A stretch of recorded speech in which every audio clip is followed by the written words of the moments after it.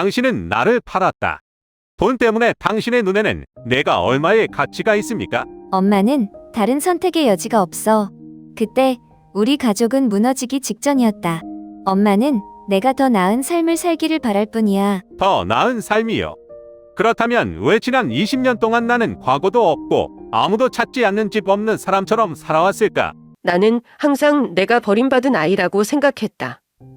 저는 친부모님이 비극적인 사고를 당하셨거나 어떤 이유로 저를 다시 찾을 수 없었다고 믿었습니다. 저는 가족에 대한, 제가 결코 가지지 못했던 따뜻한 집에 대한 막연한 꿈을 가지고 자랐습니다. 하지만 저는 제가 생각했던 것보다 더 끔찍한 사실을 발견했습니다.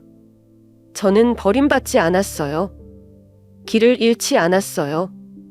엄마가 나를 팔아버렸다. 그리고 지난 20년 동안 그녀는 다책과 함께 살아왔지만 잘못을 고칠 방법을 찾지 못했습니다. 이제 저는 할머니 앞에 서서 훔친 어린 시절의 상처와 분노를 다지고 있습니다. 할머니는 저를 생각해 본 적이 있나요? 후회한 적 있어요? 하지만 그녀의 대답은 제가 예상했던 대로 되지 않았습니다. 엄마의 고통에 대해 생각해 본 적 있어? 그때 저는 치유할 수 없는 상처를 가지고 있다는 것을 깨달았습니다. 그리고 진실이 밝혀지면 모든 것을 영원히 바꿀 것입니다. 안녕하세요. 저는 올해 24살 김민재라고 합니다. 나는 나의 친부모가 누구인지 모른다. 저는 부산의 한 작은 고아원에서 자랐습니다. 저와 같은 아이들은 보통 두 가지 길밖에 없습니다. 일양되거나 약자를 위한 것이 아닌 세상에서 스스로 생존하는 법을 배워야 하는 곳이죠. 나중에 나는 한 가족에 의해 입양되었다. 그들은 나를 나쁘게 대하지는 않지만 사랑하지도 않는다. 저는 항상 제가 그들의 집에 손님으로 있는 것 같은 느낌을 받습니다. 제가 실제로 여기에 속하지 않는다는 것이죠. 그들이 아무리 노력해도 저는 제 인생에서 찾을 수 없는 어떤 중요한 조각이 없어진 것처럼 여전히 소외감을 느낍니다. 나는 내가 버림받았는지 궁금했다. 아마도 우리 부모님은 어떤 사고로 돌아가셨을 것이다. 아마도 그들은 나를 찾고 수년 동안 나의 실종으로 고통받았을 것이다. 하지만 저는 제가 생각했던 것보다 훨씬 더 끔찍한 사실을 발견했습니다. 엄마가 날 팔았어. 그 말은 내가 행복한 재결합에 대해 가졌던 모든 환상을 찢고 조용한 방에서 울려 퍼졌다. 눈물도 없고 껴안는 품도 없어요. 드라마처럼 눈물겨운 사과는 없다.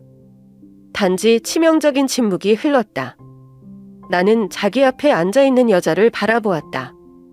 47세인 김혜진은 친어머니이다. 저를 낳아주셨지만 제게는 선택권이 없었던 삶으로 몰아넣으신 분이기도 합니다. 20년 전 저는 제 가족으로부터 사라졌습니다. 사람들은 찾고 울었고 고통받았지만 결국 진실은 묻혔다. 저는 납치되지 않았습니다. 길을 잃지 않았어요. 저는 팔렸어요. 가슴이 두근거렸다. 나는 온 세상이 내 발밑에서 무너진 것 같다. 왜? 마치 그 단어를 말하기 위해 마지막 숨을 거의 들이마신 것처럼 내 목소리가 쉰 목소리로 울려 퍼졌다. 간단한 질문이지만 제가 알아야 할 것은 이것뿐입니다. 어머니는 고개를 숙였고 그녀의 손은 떨리고 서로 꽉 조였다. 그녀는 감히 내 눈을 보지 못했다. 엄마의 고통에 대해 생각해 본 적 있어? 고모하고 씁쓸한 웃음소리가 터져나왔다. 당신의 고통이요? 제 목소리에는 눌림감이 가득했습니다. 저는요? 나는 내가 누구인지도 모른 채 20년을 살아왔어. 나는 무서울 때 아무도 내 손을 잡지 않고 울 때 아무도 나를 안아주지 않고 자랐다. 저는 항상 제가 왜 버림받았는지 궁금했는데 이제 그녀가 저를 밀어낸 사람이라고 말하나요? 그녀는 아무 말도 하지 않고 조용히 있었다. 그러나 그녀의 침묵은 나를 변명보다 더 아프게 만들었다. 방이 너무 걸쭉해졌어요. 나는 할머니의 다급한 숨소리 하나하나를 똑똑히 들었고 우리를 둘러싼 긴장감을 느꼈다. 한 집안이 배신으로 바탕났다. 한 어머니는 20년 동안 고통 속에서 살아왔다. 두 세계 사이에 버려진 아이는 자신이 정말 어디에 속해 있는지 모른다. 저는 몇 년 동안 답을 찾고 있었지만 진실이 밝혀지면서 저는 그것에 대해 전혀 몰랐으면 하고 바랬습니다. 친정이 이 상처를 치유할 만큼 강할까요? 아니면 너무 늦게 와서 용서할 수 있을까요? 모든 것을 이해하기도 전에 여동생 김수아 씨로부터 걸려온 담원한 전화에 조용한 밤이 깨졌다. 내가 거의 알아볼 수 없을 정도로 그녀의 목소리가 떨렸다. 형부. 우진이 형 사고 났어요. 계단에서 넘어졌어. 나는 침대에서 벌떡 일어나 앉았고 가슴이 두근거렸다. 수아의 말이 경종을 울리듯 머릿속에 울려 퍼졌다. 나는 수아기를 조이고 더 이상 그를 겁먹게 하지 않기 위해 침착함을 유지하려고 노력했다. 뭐라고요? 그는 지금 어때요? 구급차 불렀어. 밧줄 너머에서 나는 급한 숨소리, 급한 발자국 소리, 그리고 숨막히는 훌쩍임 소리를 들었다. 그들은 가고 있어요. 그런데 피가 너무 많아서 안 움직이는데 뭘 해야 될지 모르겠어?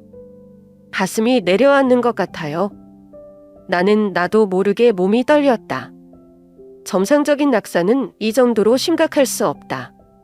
더 이상 생각하지 않고 나는 코트를 들고 집에서 뛰쳐나왔다. 부산 밤은 무섭게 고요했고 낮 동안 번잡하던 거리는 이제 도시 전체가 잠든 듯 한산했다.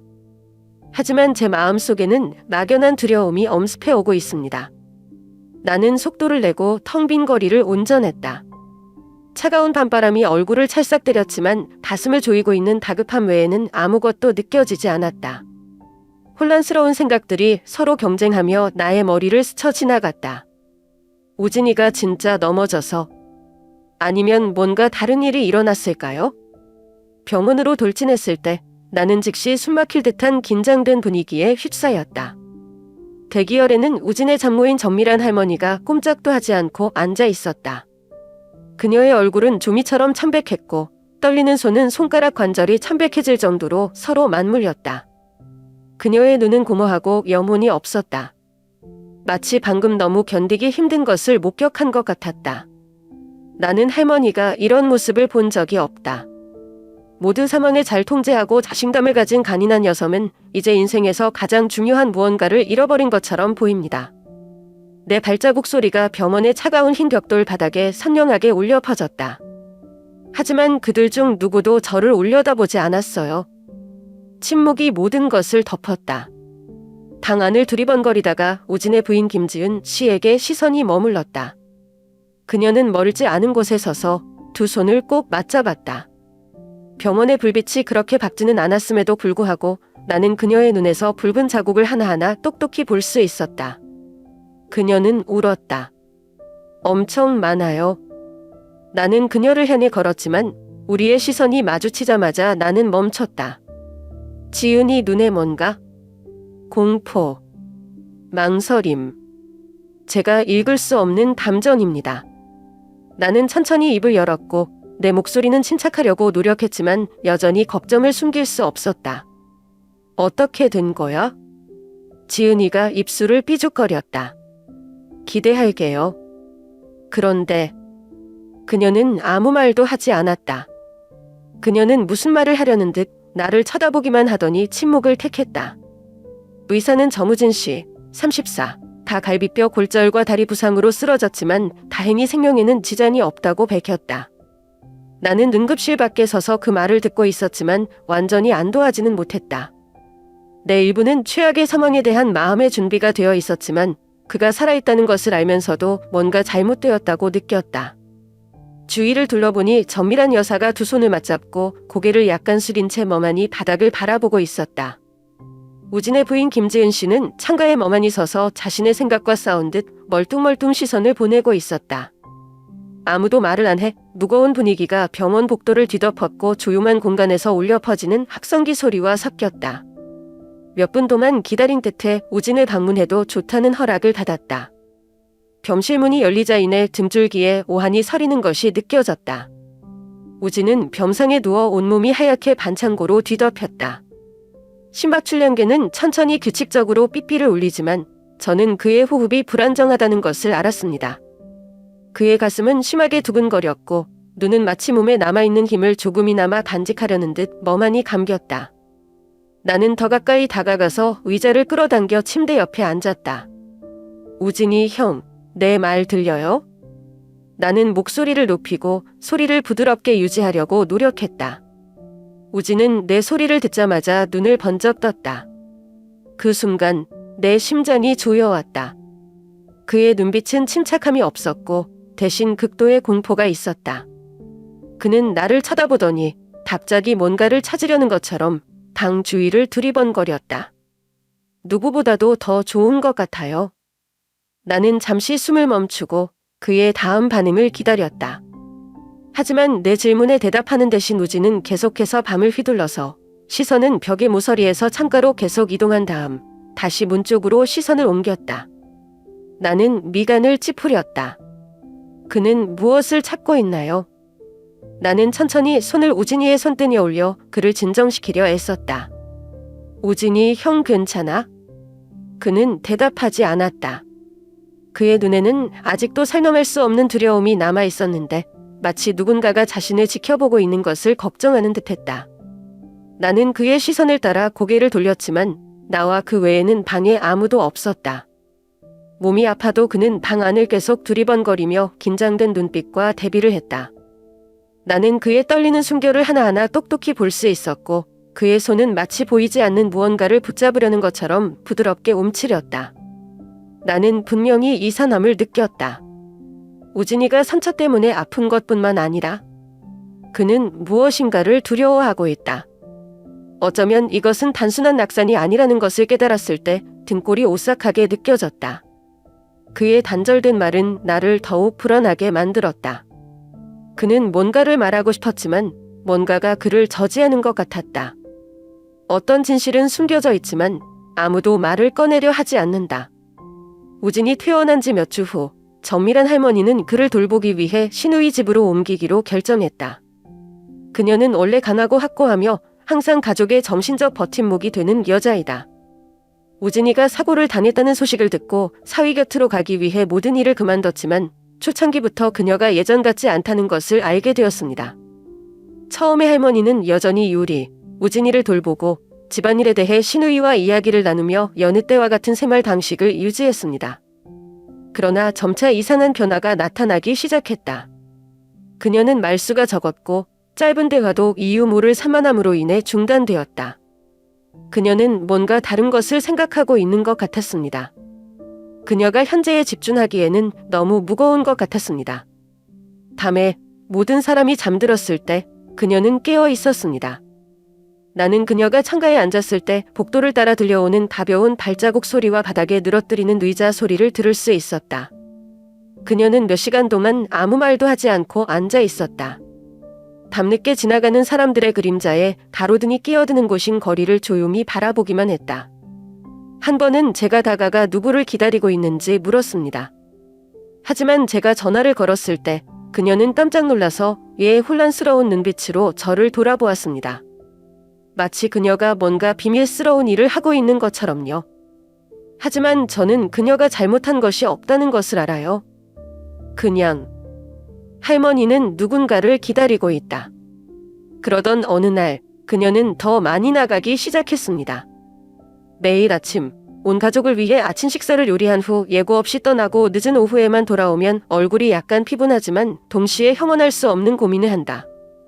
처음에는 우리는 그녀가 긴장된 나날을 보낸 후에 단지 밖에 나가 휴식을 취하고 싶다고 생각했지만 저는 이상한 습관을 발견했습니다. 그녀는 항상 붐비는 골목 양쪽에 작은 갑 한 대가 있는 노점 시장으로 간다. 저는 그녀가 알을 낳기 시작하기 전까지 그녀가 무엇을 하고 있었는지 몰랐습니다. 처음에는 아무도 눈치채지 못했다. 부엌 구석에 깔끔하게 놓여있는 작은 계란 한 봉지, 그러나 다음날 그녀는 또 한 봉지를 가져왔다. 그리고 다음날 하나 더. 나는 궁금하지 않을 수 없다. 할머니, 우리 집에 왜 이렇게 계란이 많아요? 우리 그렇게 많이 안 먹었잖아. 나는 가능한 한 부드러운 어조를 유지하려고 애쓰며 물었다. 할머니가 나를 올려다보시는데 눈빛이 묘하게 아련하다. 아, 할머니는 소년에게서 사셨다. 나는 미간을 찌푸렸다. 어떤 아이요? 미란 씨는 머뭇거리면서 손에 든 비닐봉지를 손으로 살짝 돌렸다. 계란을 파는 남자아이. 시장 모퉁이에 있어요. 떡집 옆에. 할머니는 매일 그것을 본다. 그녀는 잠시 말을 멈췄고 마치 저보다는 제 자신에게 말하는 것처럼 목소리가 낮아졌습니다. 뭔가? 그 아이에게는 매우 나직다. 나는 잠깐 등골이 오싹해졌다. 그냥 우연일 수도 있어요. 아마도 그 소녀는 할머니에게 과거의 누군가를 생각나게 하는 어떤 특징을 가지고 있을 것이다. 그러나 소년에 대해 이야기하는 그녀의 눈빛은 생각 그 이상이었다. 그날부터 그녀는 매일 시장에 가기 시작했고 매일 그 소년으로부터 계란을 구입했습니다. 그런데 이상한 점은 그녀가 실제로 그 달걀을 사용한 적이 없다는 것입니다. 그들은 부엌에 그대로 쌓여 한 봉지 한 봉지씩 아무도 손대지 않은 서랍을 차츰 채웠다. 한 번은 할머니가 외출하실 때 일부러 지켜봤어요. 멀리서 나는 그녀가 마치 그의 얼굴에서 무언가를 찾으려는 것처럼 오랫동안 소년의 가게 앞에 서 있는 것을 보았다. 나는 그 소년이 어떻게 생겼는지 잘 보지 못했지만 미란 부인은 고만과 슬픔, 고통으로 가득 찬 색다른 시선으로 그를 바라보았다. 집에 올 때마다 그녀는 전보다 더 사력 있게 보인다. 때때로 그녀는 창가에 앉아 초조한 표정으로 거리를 내다보았다. 나는 그녀의 감정을 이해하지 못하지만 한 가지는 확신할 수 있다. 그녀는 무슨 일이 일어나기를 기다리고 있었다. 그러던 어느 날 그 소녀는 갑자기 사라졌다. 그날 그녀는 평소처럼 시장에 갔지만 이번에는 빈손으로 돌아오는 것을 보았다. 그녀의 두 눈은 앞뒤로 흔들리며 마치 자신이 목격한 것을 믿을 수 없다는 듯이 시장을 유심히 살폈다. 할머니, 무슨 일이에요? 나는 할머니의 불안한 표정을 보고 물었다. 미란 부인은 즉시 대답하지 않았다. 그녀는 여전히 거리를 둘러보고 손은 옷가장자리를 꽉 움켜쥐고 그녀의 몸은 보이지 않는 공포로 인해 팽팽해지는 것 같았다. 소년. 계란 파는 아이. 할머니의 목소리가 너무 작아서 거의 들리지 않을 정도였다. 나는 미간을 찌푸렸다. 네, 안 보여. 그녀는 나에게로 돌아섰고 눈빛에는 전에 본 적이 없는 두려움과 절망이 담겨 있었다. 그녀는 그것을 영원히 찾았다. 보이지가 않아요. 그가 어디로 가는지 아무도 모른다. 하루 전에 그는 여전히 여기에 있었다. 그런데 지금은 없어졌어요. 나는 할머니의 말에 몸서리를 쳤다. 낯선 계란을 파는 남자아이 때문에 할머니가 왜 이렇게 혼란스러워하는지 이해가 안 된다. 하지만 그녀가 필사적으로 찾고 있는 모습을 보고 나는 깨달았다. 그녀는 마치 그녀가 말한 것보다 더 중요한 것을 잃어버린 것처럼 그 소년을 찾고 있었다. 결국 수색을 거쳐 어떻게 맞닥뜨려야 할지 모를 만큼 잔혹한 진실을 밝혀냈다. 하루 종일 정밀한 할머니를 괴롭혔던 계란 장수 소년이 매일 그 시장을 찾아 달걀 한 봉지만 사고 조용히 돌아오는 건 바로 저입니다. 김민재. 김혜진 할머니의 실종된 아들은 나를 낳았지만 나를 팔아넘긴 DNA 검사 결과가 나온 순간을 기억합니다.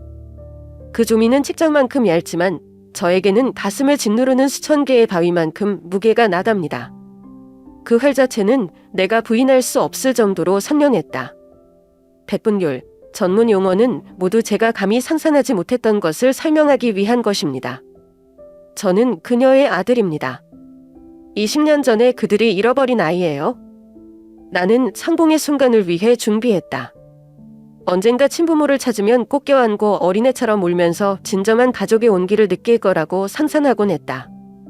하지만 지금은 김혜진 할머니 앞에 서면 아무 느낌이 안 난다. 행복은 아니야. 감동이 아니야.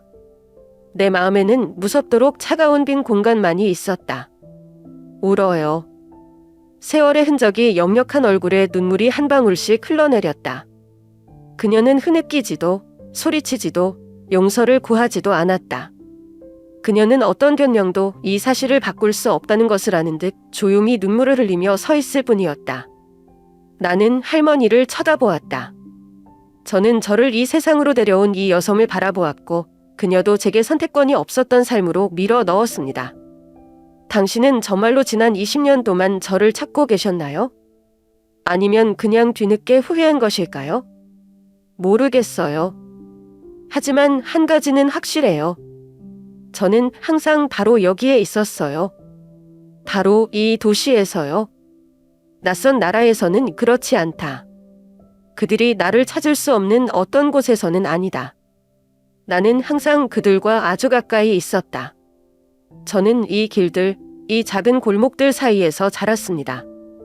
나는 무수한 사람들을 겪어봤고 어쩌면 자신도 모르는 사이에 친척들을 우연히 지나쳤을 수도 있다. 저는 멀리 끌려가지 않아요. 나는 그들이 나를 찾을 수 없는 어떤 곳에 말려들지 않는다.